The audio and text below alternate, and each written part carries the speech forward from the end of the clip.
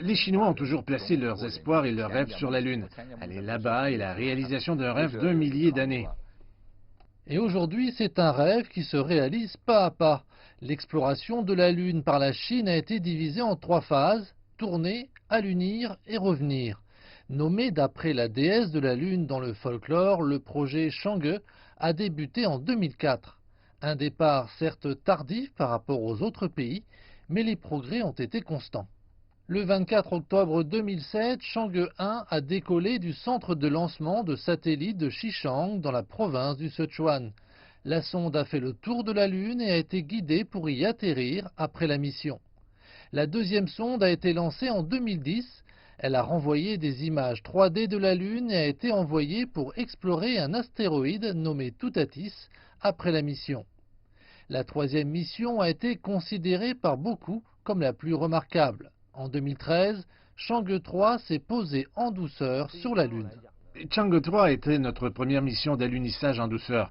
C'était une mission complètement nouvelle avec une technologie et des produits limités que nous avions hérités de nos missions précédentes. Nous étions confrontés au défi de trouver des solutions créatives sur la technologie, les systèmes et les produits sur environ 80% du projet. Après le succès de Chang'e 3, le projet d'exploration lunaire de la Chine est entré dans une troisième phase, le retour.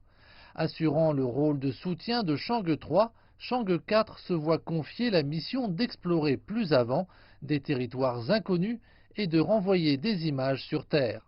Le 3 janvier de cette année, la sonde s'est posée en douceur dans le bassin d'Aitken, situé près du pôle sud de la Lune. Et peu après l'alunissage, elle a renvoyé la toute première image de la surface lunaire de la face cachée. À l'avenir, nous avons l'intention d'installer des stations scientifiques sur la Lune.